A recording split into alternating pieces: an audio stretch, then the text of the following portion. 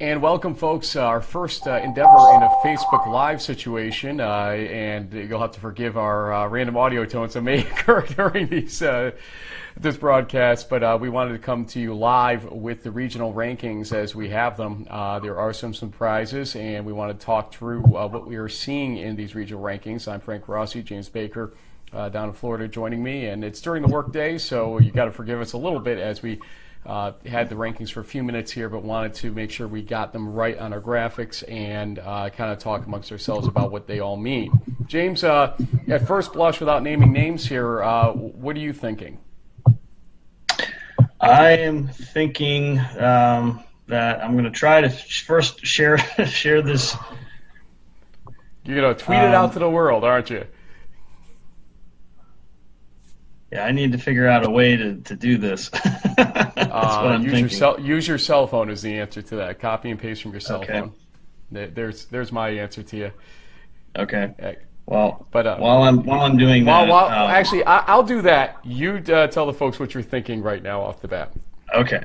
So we were kind of right, but we were kind of wrong. I think we figured that there was really two approaches that the committee could take, and it seemed that they took the sort of the latter one, which would be a more subjective / pragmatic view, maybe not going solely based on the strength of schedule types of numbers, which, as we alluded to in our prior episode, could be a little misleading. For example, if you compared the kind of slate that Wesley has played versus Husson, their strength of schedule ranks aren't that different. When in reality, Wesley is a probably a top 15 in the country type of team, although they've struggled a little bit here and there offensively. And Husson is definitely a good program, but they also lost to Western New England. And it appears, speaking of Western New England, Frank, them and RPI just kind of got the thanks but no thanks. We're not really interested in kind of getting that into the mix. And so instead, teams like Plymouth State and even Curry got onto the board. We weren't sure about Plymouth State. They do have 8 wins, which was would seem that would get them up there. But that loss to WestCon kind of made things a little muddled. But I think it just seemed like getting those two lost teams off. I'm calling the Frank Rossi timeout. We're giving away too much here. Let's do a reveal for those that are seeing this for the first time, actually, and walk through what's happened here. I think that's the best way to handle it with the 10 teams that were selected. And here we go. We're going to stay in the shot with you, folks. So here we're going to look at number 1. 1 through 4, not much of a surprise, but you'll start to see names appear in here in terms of regionally ranked opponents that will tell you who the rest of the field is in this. So first off, Delaware Valley, and nothing's changed there. Their win versus Wesley was as we expected. So, look, they've got a great season going. That Wesley win is huge, and they're just dominating opponents left and right in a good strength of schedule. There's not much else you can say there. Let's go to number 2, Brockport.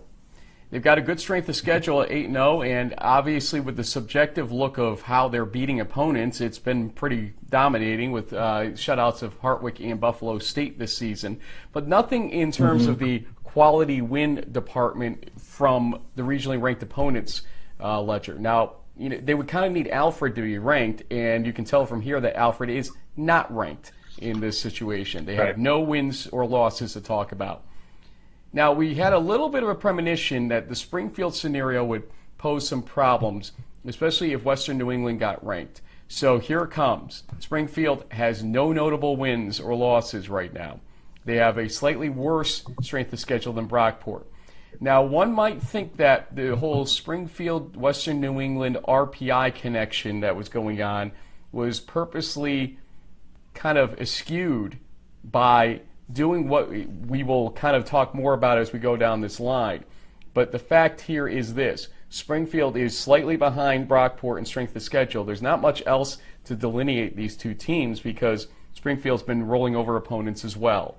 And so there's 1, 2, 3 as we predicted, and it makes some level of sense. Agreed? Yes. Not much else to say, right? We kind of covered this on not really. We kind of covered we kind of covered it all last time, and even when you look at some of the subjective measures, like top 25 rankings, for example. There is a gap between Brockport and Springfield. I think Springfield fans has to be happy that they're number 3 and not number 4, because we did think there was a slight possibility that the next team who's coming up could have very well gotten that spot. And that's Wesley. And they have a win versus Frostburg State and a loss versus Delaware Valley. And I'm going to put up number 5 as well, because I want to kind of balance what's going on here. The win versus Frostburg State, if Frostburg State is considered number 5, could have been enough to buoy Wesley above Springfield. Luckily for, let's say, Springfield here, that did not happen. So you have 2 NJAC teams right next to each other. So essentially, this is going to bode well for the ultimate NJAC champion. The NJAC champion is going to probably be number 4 at worst when this all shakes out. But the big thing here is this. Frostburg State, if they ended up at 9-1, but did not win the NJAC, which could happen. Again, if Wesley wins versus Salisbury this weekend, it's game over, because Wesley has then beaten both Frostburg and Salisbury. Then Frostburg would be a number 5 Pool C candidate. We're going to talk more about something else that came up in the rankings outside the East that's going to affect some things here as well. And so Springfield fans, don't leave us yet, because we got to talk to you about what we're seeing develop elsewhere. But Frostburg State, despite that strength of schedule, is getting a lot of love right now from the RAC, the East Regional Advisory Committee. And 0459 is usually thought of as pretty weak, but they're giving them the benefit of the doubt because of that tie game plus overtime versus Wesley. Right. Yeah, and we'll kind of keep going through, but if another interesting observation is both Wesley and Salisbury are undefeated in the NJAC, but only 2 NJAC teams made it on this list. Yep, we will continue here to see which ones those are the ones. Salisbury is not going to be appearing, obviously, based on what you're seeing here and what we're talking about. You like to give away all the company secrets. I see how you are. Number 6 is Husson. So essentially, we had the ordering right except for Frostburg State so far. Husson at 6-1 because the Dean game does not count, with the 538 and the win versus Union, who comes in at 7. At 7-1, 521. Oh, wait a minute. We have a new quality win in the lineup here for Union. We'll talk about that in a moment, because this was not part of their resume as of Tuesday in our predictions or projections of this. The loss versus Husson showing up. But again, both teams with good strength of schedule numbers, above 500, which is what you want. Anything above 500 is thought of as decent. If you get close to 550, that's thought of as phenomenal by the end of the season. So here we go at number 8, Western Connecticut. Now, we had RPI and Western New England in our projection in between Union and Western Connecticut. That's not happening. Western Connecticut at 7-1 with a win versus Plymouth State, and there's another addition to our list here of quality wins or losses, and that's going to be talked about again in a moment. But Western Connecticut at 500 strength of schedule, and a loss versus an unranked team. That's the first time we're showing a team with a loss against an unranked here, and that's a key thing I think that's happening here as well. That it's the committee or the RAC is devaluing more so losses versus unranked teams. So if you lose against a ranked team, they're saying you've got an edge versus a team that loses against unranked teams. That's why perhaps Western New England is missing from this list right now with, I believe, actually they've got some ranked losses, but RPI's got 2 unranked losses, and probably why they are missing. Number 9, Plymouth State. You've talked about that 8-1 record aplenty, and there it is. We may have had an incorrect number, or we may have gotten changed because of something that got factored in or out, but the strength of schedule for Plymouth State is now 489 officially. Their loss versus Western Connecticut is their only quality game to show for it right now, but this sort of works itself out a little bit. Well, maybe not. I mean, Western Connecticut has to play Framingham State, and if Western Connecticut loses to Framingham State and Plymouth State wins on Saturday, Plymouth State gets the automatic bid. If Western Connecticut wins, Plymouth State could be sitting in the clubhouse at 9-1 with nowhere to go, and they will be sitting behind teams. Go ahead. Yeah, and I think this weekend is their last game, so 9-1 is their best case scenario. But I think without that automatic qualifier, it's going to be tough. I mean, the one message that this list sends to me is that barring some major changes, that Frostburg State in a Pool C situation, assuming that Springfield went in via the Pool B bid, would be the very first team from the East region to be considered on the board, and we'll get into that in an upcoming episode. Number 10 is Curry. I'm a little bit head scratching on this one with a 448 strength of schedule scenario. This is one of those situations where an 8-2 or a 7-2 or 6-2, wherever they're viewed as right now, I've got it somewhere here. Western New England team probably has a good complaint at the end of the day, and we're going to go full screen with this for a moment here as I show the rest of the teams that were ranked but not listed here, and there they are, or not ranked, but notably not ranked, I should call it. And you see here that Western New England 6-2, 536. They almost have a full 1/10 of a point differential in strength of schedule versus Curry, plus have a quality win versus Husson, and they also, don't forget, have a loss to RPI. We had talked about RPI and Western New England being a matched pair, I think, on our projection show, and it just looks like there wasn't enough room for both of them. So how do you get out of the conundrum, James? You basically don't rank either one of them at the end of the day. Yeah, and that's kind of what happened. I think that's definitely what happened. And you can also say one of the notably missing teams was one you just mentioned a second ago, the Framingham State Rams. They're also 7-1. Is their loss worse than Curry's to Union?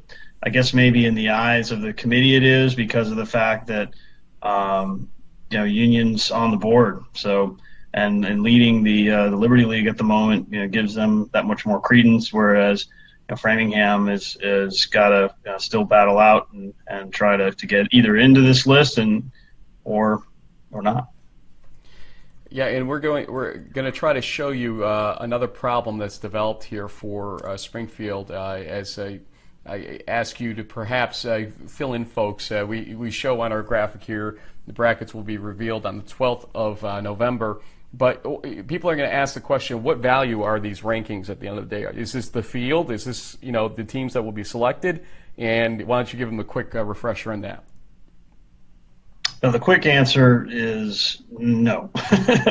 What this will do is that as Pool A or automatic qualifier bids are come off the board, this ranking will help establish the order in which the at-large, which includes the Pool B, which is for teams either with no automatic qualifier or independent status. So basically, in a theoretical scenario, Del Val wins the MAC, they're off the board. Brockport wins the Empire 8, they're off the board. Springfield, if they win the new MAC, goes 10-0, chances are they're going to either get a Pool B bid or they'll be at the top of the list for Pool C consideration from the East region. Wesley, if they win the NJAC, they're in. Frostburg State, we talked about, if they go 9-1, they would still have the head-to-head loss to Wesley. So unless Wesley lost to Salisbury, they could or couldn't be in the running. But best case scenario, they're probably a 9-1 team looking for at-large consideration, and that's where the list comes into effect. Husson, Union, WestCon, Plymouth State, and down the line with Curry are all in the running for an automatic bid. Probably losses or not clinching through that is likely not going to help them get into the pool, just given the large amount of Pool C eligible teams that are going to be competing for that. So it has an impact, but it's not as significant as you might think. So let's take a look at what a Springfield fan should know about because of Pool B. And this is something that I'm not surprised about per se, but maybe the height at which they are being located, and that is Hardin-Simmons right now.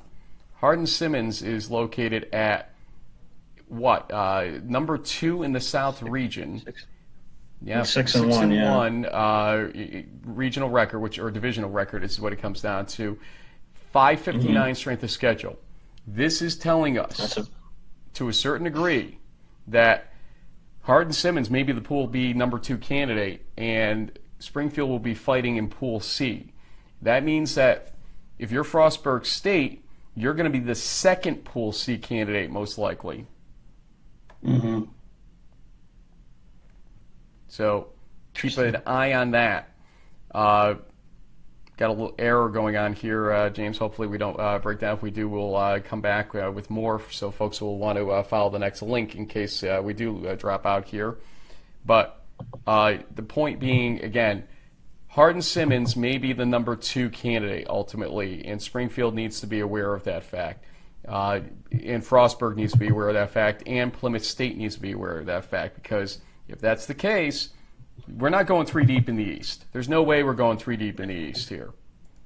And, at the end of the day, will we go 2 deep in the East? There are a lot of quality teams in other regions that will get picked before, let's say, Frostburg.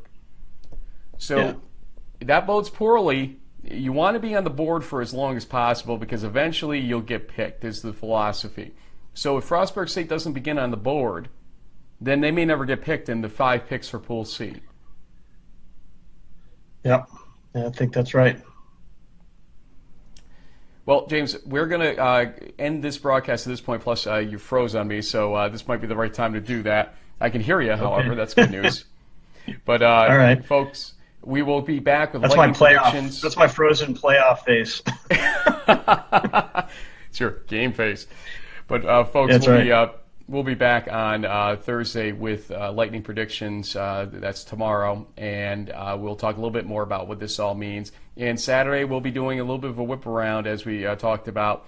And we'll have more information on that as the weekend comes toward us. But this is our first look at the East Regional rankings.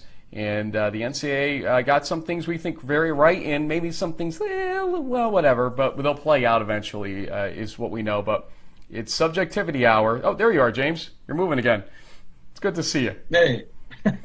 Subjectivity will reign supreme here, it looks like. They're not just looking at strength of schedule numbers, but they're looking at strength of schedule overall from the eye test per se as well. And that's kind of something to keep your eye on going forward. Thanks for joining us, and make sure you share this when it goes into recorded fashion on Facebook and Twitter so others can see what this all means. Thanks for joining us, folks.